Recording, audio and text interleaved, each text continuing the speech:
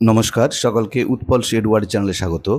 আজকের ভিডিওতে আমরা ক্লাস 8-এর লেসন 13 জিওনোর লেখা the man who planted trees এই গদ্যাংশের প্রথম ইউনিট অর্থাৎ 115 এবং 116 পাতার প্রতি লাইনের বাংলা অনুবাদ ও বিশ্লেষণ করব। তার সাথে সাথে অ্যাক্টিভিটি 1, 2 অ্যান্ড 3 এই তিনটি অ্যাক্টিভিটির উত্তর নিয়ে ডিটেলসে আলোচনা করব। তাই তোমরা ভিডিওটা স্কিপ না করে অবশ্যই প্রথম থেকে শেষ পর্যন্ত দেখবে। আর যারা চ্যানেলটা আজ প্রথম দেখছো বা চ্যানেলটা এখনও সাবস্ক্রাইব করোনি তারা অবশ্যই চ্যানেলটা সাবস্ক্রাইব করে পাশে থাকা বেল বাটনটা প্রেস করবে, যাতে পরের ভিডিওগুলো আপলোড করার সাথে সাথে তোমাদের কাছে নোটিফিকেশান পৌঁছে যায়। আর আমি অলরেডি ক্লাস 12-এর আগের প্রত্যেকটি লেসনের প্রতি লাইনের বাংলা অনুবাদ বিশ্লেষণ, প্রত্যেকটি অ্যাক্টিভিটির উত্তর নিয়ে ডিটেলস আলোচনা করে ভিডিও আপলোড করেছি। সেই ভিডিওর লিঙ্ক আমি ডেসক্রিপশন বক্সে দিয়ে দিয়েছি, যারা দেখোনি তারা অবশ্যই সময় মতো দেখে নিও। চলো শুরু করা যাক আজকের বিষয়, ক্লাস 8-এর লেসন 13 জিওনোর লেখা the man who planted trees. দেখো, মূল গদ্যাংশটা শুরু করার আগে আমরা লেখক পরিচিতি অর্থাৎ জিওনো সম্পর্কে একটু জেনে নেব। জিওনো 1895 to 1970, যে জিওনো যিনি জন্মগ্রহণ করেছিলেন 1895 খ্রিস্টাব্দে এবং পরলোক গমন করেন 1970 খ্রিস্টাব্দে, ওয়াজ আ ফ্রেঞ্চ অথার, ছিলেন একজন ফরাসি লেখক।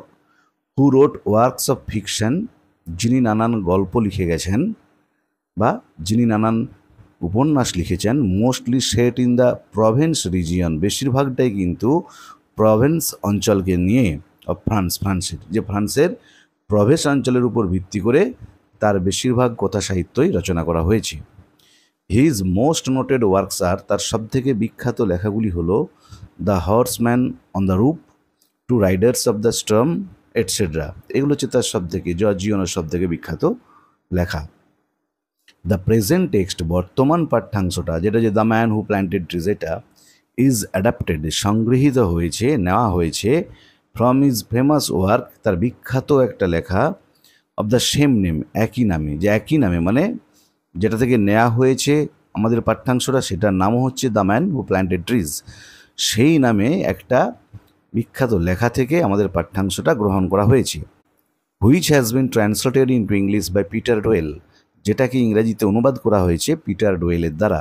তাহলে ইংরেজি অনুবাদ করেছেন এটা পিটার ডোয়েল, উনি ফরাসি ভাষায় লিখেছিলেন, ফরাসি কবি সাহিত্যিক ছিলেন তিনি। দেখো, এরপর আমরা মূল গদ্যাংশে প্রবেশ করব। অ্যাবাউট 40 years এগো, প্রায় 40 বছর আগে, I went on a long hike, আমি একটা দীর্ঘ পথ পায়ে হেঁটে গিয়েছিলাম। হাইক মানে হচ্ছে হেঁটে হেঁটে যাওয়া, পায়ে হেঁটে যাওয়া।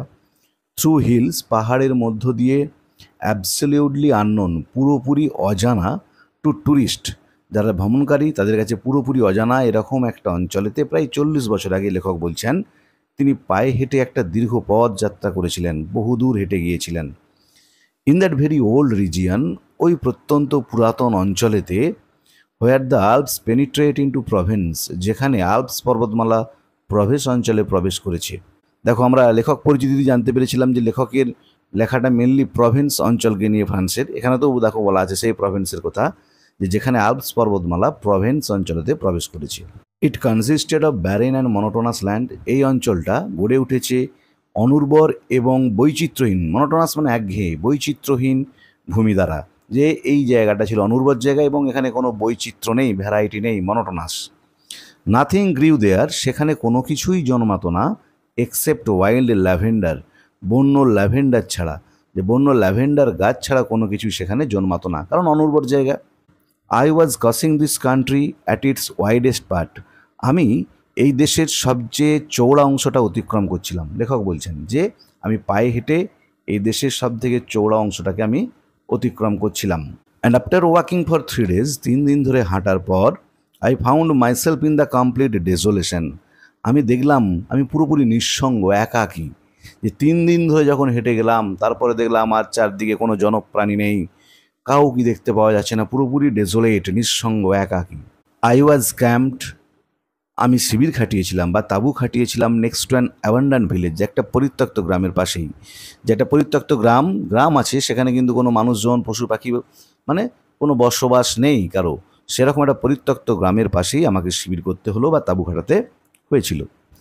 I had used the last of my water the day before, আমি আগের দিনই আমার শেষ জলটুকু ব্যবহার করে ফেলেছিলাম। And I needed to find more, আর আমার কিছুটা জলের প্রয়োজনও ছিল, যেহেতু আগের দিন আমি পুরো জলটাই ব্যবহার করে ফেলেছিলাম, আমার জলের প্রয়োজন পড়েছিল। These ruined houses of the village, গ্রামের এই ভাঙাচোরা বাড়িগুলো, যে বাড়িগুলো ধ্বংসপ্রাপ্ত, মেড মি থিঙ্ক দ্যাট, আমাকে ভাবালো যে, there must at one time, সেখানে নিশ্চিতভাবে এক সময়, have been a spring or a well there, নিশ্চিতভাবে কোনো একটা ঝর্ণা বা কুয়া ছিল। যেহেতু এটা একটা গ্রাম ছিল, মানুষজন বসবাস করতো, তাহলে নিশ্চয়ই জলের কোনো ব্যবস্থা ছিল। তাহলে তখনকার দিনে পাহাড়ি অঞ্চলে জলের ব্যবস্থা মানে হয় কোনো ঝর্ণা থাকবে অথবা নিশ্চয়ই কুয়া ছিল। দেয়ার ওয়াজ ইনডিড এ স্প্রিং, সেখানে সত্যই একটা ঝর্ণা ছিল। বাট ইট ওয়াজ ড্রাই, কিন্তু সেটা ছিল শুষ্ক, মানে ঝর্ণাটা শুকিয়ে গিয়েছে। অল লাইফ হ্যাড ডিসঅ্যাপিয়ার্ড, সমস্ত জীবন নিশ্চিহ্ন হয়ে গিয়েছিল, মানে কোনো জীবন সেখানে অস্তিত্ব ছিল না। ইট ওয়াজ এ বিউটিফুল জুন ডে, এটা ছিল একটা সুন্দর জুন মাসের দিন, উইথ প্লেন্টি অফ সান, রোদে ভরপুর, যে রৌদ্রোজ্জ্বল একটা জুন মাসের সুন্দর দিন।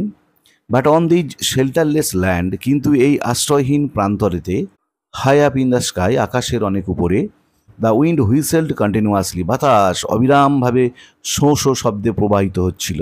ইট সাউন্ড ওয়াজ, এর শব্দটা ছিল like that of a wild beast, যেন একটা বন্য পশুকে ডিস্টার্বড, ব্যাঘাত ঘটানো হয়েছে, ডিউরিং ইটস মিল, খাবার সময়। যে একটা বন্য পশুকে খাবার সময় ব্যাঘাত ঘটালে, বিরক্ত করলে সে যেমন চিৎকার করে ওঠে, ওখানে বাতাসের শব্দটাও সেরকম জোরালো ছিল। I had to move my camp, আমাকে আমার তাঁবুটা সরাতে হয়েছিল, বা আমি তাঁবুটা সরাতে বাধ্য হয়েছিলাম। আফটার 5 hours অফ ওয়াকিং, 5 ঘন্টা ধরে হাঁটার পর, I still hadn't found water, আমি তখনও কোনো জল খুঁজে পেলাম না। And nothing gave me hope of finding any, আর খুঁজে পাবার কোনো আশাও আমি পেলাম না। এরপরে দেখো এখানে ওয়ার্ড নেস্টে কয়েকটা ইম্পর্টেন্ট ওয়ার্ডের মিনিং দিয়ে আছে, দেখে নাও। হাইক মানে হচ্ছে ওয়াকিং লেন্দি ডিস্টেন্স, দীর্ঘ পথ হেঁটে যাওয়া। পেনিট্রেট মানে প্রবেশ করা, to enter in to the interior of, কোনো কিছুর মধ্যে প্রবেশ করা। প্রভিন্স হচ্ছে দেখো একটা প্রদেশ বলেছি, এ former Province of south eastern France, দক্ষিণ পূর্ব ফ্রান্সের একটা পুরাতন বা আগের প্রদেশ। ব্যারেন মানে হচ্ছে অনুর্বর, an empty and fruitless piece of land. আর ডেসোলেশন মানে নিঃসঙ্গ, একাকী, লোনলিনেস। দেখো এতক্ষণ আমরা The man who planted trees, এই গদ্যাংশের প্রথম পার্টটার অর্থাৎ 115 এবং 116 পাতার প্রতি লাইনের বাংলা অনুবাদ ও বিশ্লেষণ করলাম। এরপরে অ্যাক্টিভিটির অ্যান্সার নিয়ে ডিটেলসে আলোচনা করবো। দেখো অ্যাক্টিভিটি 1-এ কী বলা আছে, টিক দ্য কারেক্ট অল্টারনেটিভ, সঠিক বিকল্পে দাগ দাও। দেখো একটা কী বলা আছে, the narrator was speaking of his experience, বক্তা তার অভিজ্ঞতার কথা বলছিল, অফ রিসেন্ট টাইম, সাম্প্রতিককালের, অ্যাবাউট 40 years এগো, প্রায় 40 বছর আগের, 40 years ইন্টু দ্য ফিউচার, ভবিষ্যৎ 40 বছরের। উত্তর হবে অ্যাবাউট 40 years এগো, প্রায় 40 বছর আগের। দুইটা দেখো, the land could produce only, ওই ভূভাগেতে যেখানেতে লেখক গিয়েছিলেন সেখানে কেবলমাত্র উৎপন্ন হতো প্ল্যান্টস অফ অল টাইপ, সমস্ত ধরনের গাছপালা। বি আছে ওয়াইল্ড ল্যাভেন্ডার, বন্য ল্যাভেন্ডার। সি আছে ওক ট্রিজ, ওক গাছ। উত্তর হবে ওয়াইল্ড ল্যাভেন্ডার, বন্য ল্যাভেন্ডার। তিনটা দেখো, দ্য ভিলেজ, গ্রামটা, হোয়ার হি ওয়াজ ক্যাম্পড, যেখানে তিনি তাঁবু খাটিয়েছিলেন, ওয়াজ ইনহ্যাবিটেড বাই, সেখানে বসবাস করত, দ্য ভিলেজার্স, গ্রামবাসীরা, ওয়াইল্ড অ্যানিম্যালস, বন্য পশুরা, নান, কেউ না। উত্তর হবে নান, কেউ ছিল না। বলেছিল পরিত্যক্ত ভিলেজ, কেউ বসবাস করতো না গ্রামটাতে। চারেরটা দেখো, the sound of the wind is compare to, বাতাসের শব্দটাকে তুলনা করা হয়েছিল এ ফ্লুট, একটা বাঁশির সাথে, ড্রামস, ড্রামের সাথে, ওয়াইল্ড বিস্ট, বন্য পশুর সাথে। উত্তর হবে এ ওয়াইল্ড বিস্ট, একটা বন্য পশুর সাথে। এরপর অ্যাক্টিভিটি 2 দেখো, অ্যাক্টিভিটি 2-এ কী বলা আছে, রিয়ারেঞ্জ দ্য ফলোয়িং সেন্টেন্সেস, সাজাও নিচের বাক্যগুলোকে, ইন দ্য কারেক্ট অর্ডার, ক্রমান্বয়ে, and put the numbers in the given boxes, এবং বক্সের মধ্যে নাম্বারগুলো দাও। দেখো আমি তোমাদের সুবিধার জন্য উত্তরগুলো লিখে দিয়েছি ব্র্যাকেটের মধ্যে, আর কিভাবে রিয়ারেঞ্জ নির্ভুলভাবে করতে হয় তা আমি তোমাদের আগেই শিখিয়েছি। একদম ফার্স্ট লেসনে ক্লাস 8-এ দেখে নেবে কীভাবে তোমরা প্রত্যেকটা লাইন খুঁজে বের করবে এবং নির্ভুলভাবে তোমরা উত্তর করবে। প্রথম লেসনে যে তোমাদের ক্লাস 8-এর রিয়ারেঞ্জটা আছে সেটা আমি খুব ভালোভাবে করে দেখিয়ে দিয়েছি, তোমরা দেখে নিও, তাহলে কিন্তু তোমাদের উত্তর ভুল হবে না। দেখো একেরটা কী দিয়ে আছে, the narrator had been walking for 3 days, এটা 2 হবে, তাই আমি পাশে 2 লিখেছি। তো দেখো 2-এরটা কি, he came across a drying spring, এটা 5 হবে, 5 লিখেছি। 3-টা দেখো, no vegetation grew in the region except wild lavender, এটা 1 হবে, পাশে 1 লিখেছি। 4-টা দেখো, the narrator's camp was near an abandoned village, এটা 3 হবে, পাশে 3 লিখেছি। 5-এরটা দেখো, he was in search of water, এটা 4 হবে, তাই আমি 4 লিখেছি। 6-টা দেখো, he lost all hopes of water when his search produced no result after 5 hours, তিনি সমস্ত আশা হারিয়েছিলেন যখন 5 ঘন্টা খোঁজাখুঁজির পর তিনি কিছুই খুঁজে পেলেন না জল, এটা 6 হবে। তাহলে দেখো 3-এরটা হলো 1, 1-এরটা হলো 2, 4-এরটা হলো 3, 5-এরটা হলো 4, 2-এরটা হলো 5, 6-এরটা হলো 6। এরপর অ্যাক্টিভিটি 3 দেখো, অ্যাক্টিভিটি 3-এ কি বলা আছে, অ্যান্সার দ্য ফলোয়িং কোশ্চেন, নিচের প্রশ্নটার উত্তর দাও। দেখো কি আছে, why do you think the village was abundant, কেন তুমি মনে করো গ্রামটা পরিত্যক্ত ছিল। দেখো উত্তরটা হবে দ্য ভিলেজ ওয়াজ অ্যাবান্ডান্ট, গ্রামটা পরিত্যক্ত ছিল either for lack of water, হয় জলের অভাবে, or for other natural calamity, অথবা অন্য কোনো প্রাকৃতিক বিপর্যয়ের কারণে।